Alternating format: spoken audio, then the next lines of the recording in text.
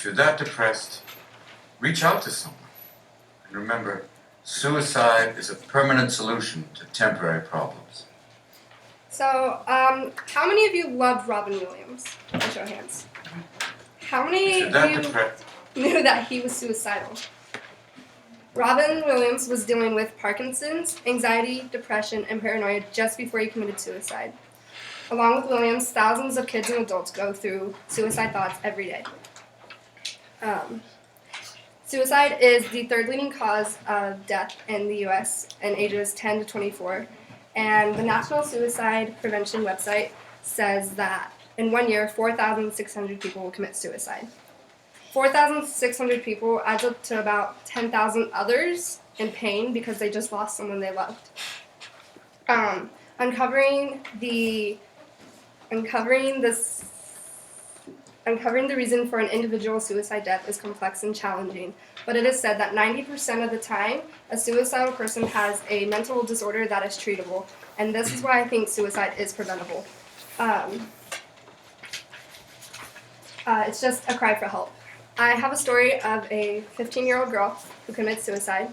A girl from British Columbia posted a video 1 month before her death, and she tells the world on how she was blackmailed into showing her breasts via cam, and how she was bullied and physically assaulted at school by her peers. She was blackmailed into showing her breasts, and everybody found out about it and started bullying her, and she was thrown in a ditch, and she tried many times to commit suicide, but no one stood up for her. And I think that was a big deal, because if someone stood up for her instead of conforming to what we know as a bystander, she probably would have still been here. And on October 10th, 2012, Amanda Todd takes her life. The Todd family lost a very beautiful, caring, loving girl that should not have committed suicide if someone would have just stood up for her, and that is a big deal to me. So what's something you can do to prevent suicide is you can simply just speak up, talk to them. All they want to know is that you care and that you are listening to their cry for help. Kevin Briggs, in his 2012 TED Talk, talks of how listening to understanding may be the turning point to what a person needs to not commit suicide. And how he says how he had to confront someone about it, and when the person decided not to kill himself, Briggs asked the man, "What made you give life a second chance?" And he said, "You listened, and that's all I wanted." And that is the turning point that they need, is for you to listen. Overall, suicide is a big matter that needs to be discussed, and I think everyone should know how to prevent it when they come across it.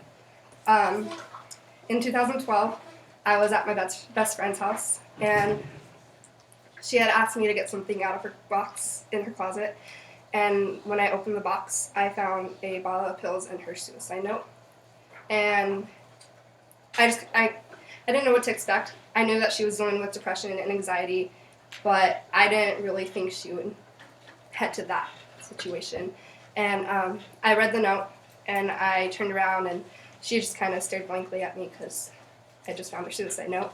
And I automatically said, "Talk to me." And we talked for about 3 hours, and I listened and I understood.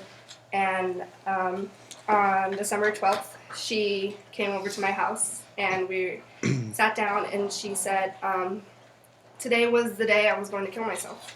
And my heart just broke right there, hearing your best friend saying, "I was going to kill myself." But she told me, "But you gave me hope, and you listened, and I cannot thank you enough for saving me."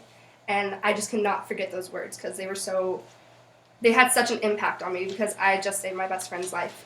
And overall, that's my meaning to you guys, is suicide is preventable. And instead of losing a life every 13 minutes, you can save a life. You can save a life. And that is the big deal. Thank you.